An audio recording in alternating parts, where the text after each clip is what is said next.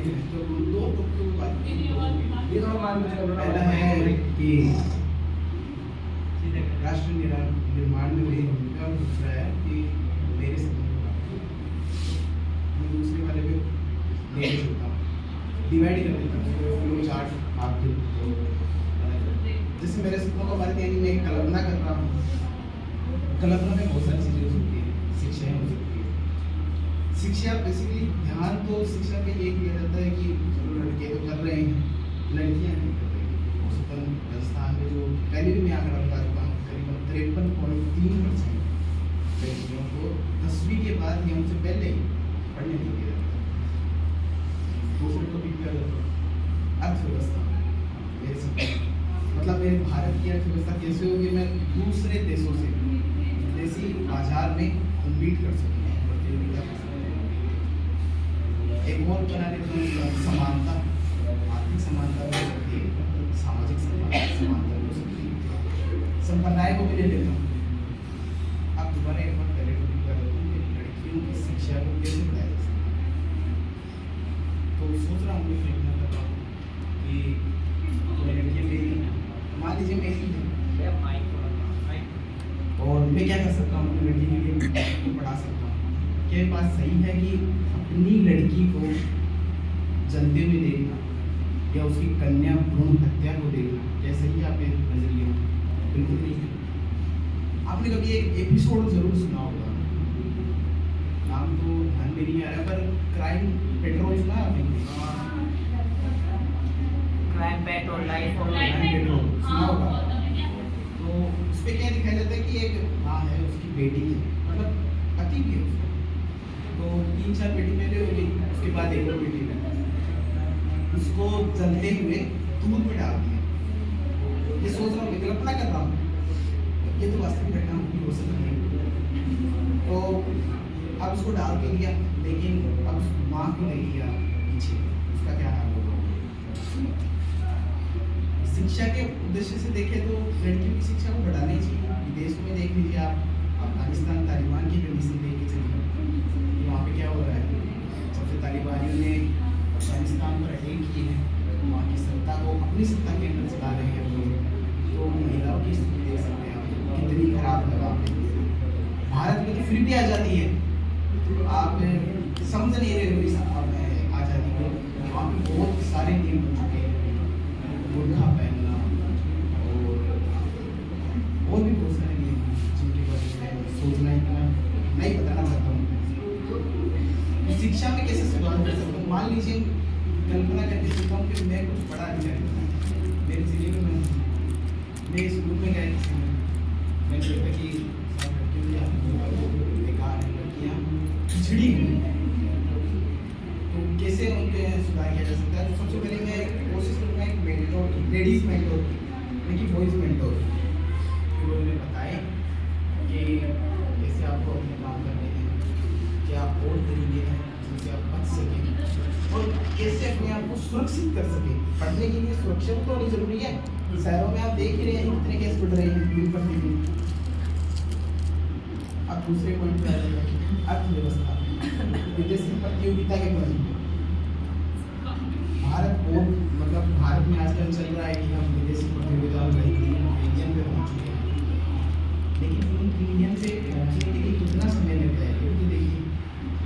आज USA, Norway, मैं Norway की बात कर रहा हूँ, बहुत छोटा सा देश, बहुत छोटा सा देश, आप लेकिन सुना होगा नॉर्वे उत्तरी ध्रुव की तरफ है।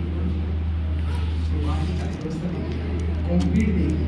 अभी बस लोगों के पास बहुत ज़्यादा प्राकृतिक संसाधन नहीं है, लेकिन जितने हैं उनका यूटिलाइजेशन देखिए आप, उनका जो प्रतियोगिता है, विदेशी बाजार की प्रतियोगिता, उनकी भूमिका देखिए, वो कितनी अच्छी है। भारत प्राकृतिक मैं कहूँगा कि दुनिया का ऐसा दुर्लभ देश है जिसके पास इतने प्राकृतिक संसाधन है, उनकी हद नहीं। मानव जीवन में एक टॉपिक चलता है जिसका पहला ही पार्ट है, उसमें दूसरा टॉपिक का नाम है कि जिन देशों के पास प्राकृतिक संसाधन है लेकिन वो ढूंढ नहीं पा रहे हैं अपने पास नहीं। आपने अभी सुना होगा कि जम्मू एंड कश्मीर में वो मिला है, क्या बोलते हैं, तांबा मिला है, कुछ ऐसा मिला है, सोना नहीं मिला है। सोना नहीं मिलता था। पीतल। तांबा और हाँ, लिथियम मिला है, लिथियम। तो लिथियम में बहुत सारे प्रकार के हो सकते हैं, उसमें अलग-अलग डिवाइडेशन हो सकती है। वो लिथियम कोई काम करेगा। सोना आता प्राकृतिक संसाधनों में क्या काम हो सकता है, ये भी आपको बताता हूँ। पहला तो है मसाले, क्योंकि पहले भी दिखते थे और आज भी दिखते हैं। भारत से लगातार मसालों की सप्लाई की जा रही है। तो विदेशी प्रतियोगिता की बात कर रहा हूँ, मेरे सपनों का देश ऐसा होना चाहिए जिसमें विदेशी प्रतियोगिता में भारत का नंबर पहला है। तो 3 रीजन में पहला नंबर नहीं आ सकता, चाहे कोई सरकार के कोई है तो रीजन में हम पहला नंबर ला देंगे, ऐसा नहीं आ सकता। मतलब 5 रीजन पे आ सकता है। ये झूठे आंकड़े हैं और इनके तरफ विश्वास नहीं करना चाहिए। यूएसए निकालता है, चीन भी निकालता है। चीन ने तो कहा है कि भाई हम तो सबसे महंगे हैं। हमारे जो आपने कंपनी का नाम सुना ही होगा, एप्पल, मेटा, इनका नाम सुना ही होगा आपने। करीबन 70% इसको जो मैन्युफैक्चरिंग है वो वहाँ से होती है। अब जो संशोधन किए जा रहे हैं, मेटा की तरफ से हो सकते हैं, एप्पल की तरफ से हो सकते हैं, वो किए जा रहे हैं कि हम 80% के लगभग एप्पल या कोई भी और कंपनी जिसका मैन्युफैक्चरिंग भारत में होती है, क्यों करती है? यहाँ पे श्रम बहुत सस्ता है वहाँ पे, क्योंकि अर्थव्यवस्था से ऑर्डर केवल चल रहा है, तो इसका मतलब यहाँ पे रोजगार की कंडीशन क्या आएगी? तो रोजगार यहाँ पे सस्ता है, हमारे देश में रोजगार हो सकता है। करीबन जब मैं गुजरात में था, गुजरात में जाके आया था, तो वहाँ पे 250-300 रुपये की लेबर है। जयपुर की तो बहुत कम है, 500 की है। जयपुर में। हाँ, मतलब मिस्त्री जानते हो क्या? करीब 1150 रुपये हमारे गाँव में। तो 1150 रुपये बहुत होते हैं। तो वहाँ पे अगर मैन्युफैक्चरिंग की जा रही है, अभी अडानी का जो प्लांट है डिफेंस का, वो वहाँ पे सोचो कितनी कम श्रम में वो लोगों को पूरा कर रही है। मतलब हमारा देश आगे कैसे आगे बढ़ेगा भाई? आप श्रम तो दे रहे हो 250 रुपये, और जो लागत ले रहे हो मजदूरों से वो आप ले रहे हो 1000 रुपये के बराबर। तो नहीं। तीसरा पॉइंट था रोजगार को ले हैं, रोजगार को लेकर सकता हूँ, तो रोजगार को कैसे बढ़ाया जा सकता है? तो बहुत नहीं है, प्राकृतिक संसाधन में खदानों की वजह से हम बढ़ा सकते हैं। खदान इसका मतलब ये नहीं कि जोशीमठ वाला बताए।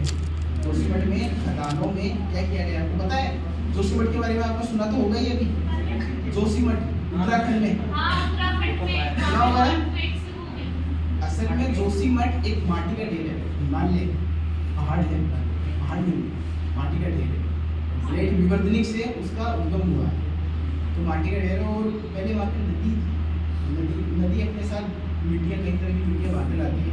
द्रौपदी नदी, जो भी नदी है, मतलब वहाँ भी मानसरोवर झील है उसके ऊपर, उत्तराखंड के इस तरफ मानसरोवर, तो वहाँ पे नदियाँ आती थी। जोशीमठ का बसाव जो है उनके ऊपर उन नदियों के कारण जो मिट्टी लाई गई नीचे विस्फोट किया जा रहा है। मैं ये कंडीशन इसलिए बता रहा हूँ कि रोजगार तो उत्पन्न हो रहा है, लेकिन रोजगार गलत तरीके से उत्पन्न होना भी चाहिए।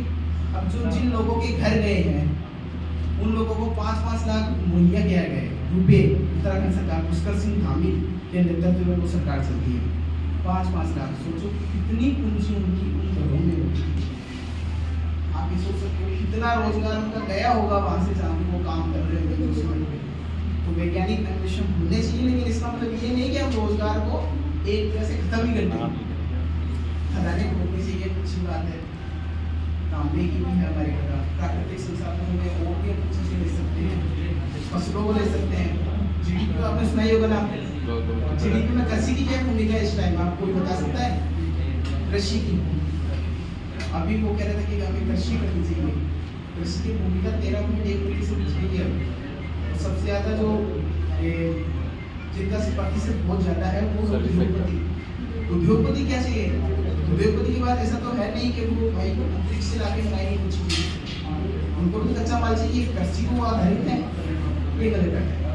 13.1% कच्चा माल जो भी आएगा वो कृषि से आएगा। बहुत सारे कृषि ऐसे जैसे पेड़ कहते हैं, लगातार कटाव इतना हो रहा है कि प्राकृतिक संसाधन बचने नहीं दे रहे। चाहूँगा कि मेरे देश के साथ प्राकृतिक संसाधन बचे और उनका सही ढंग से फिर हम मेरी भूमिका राष्ट्र निर्माण में शानदार होती है, मेरी क्या भूमिका होनी चाहिए। इनको भी ठीक फ्लो चार्ट बना लेते हैं। 10 मिनट हो गया।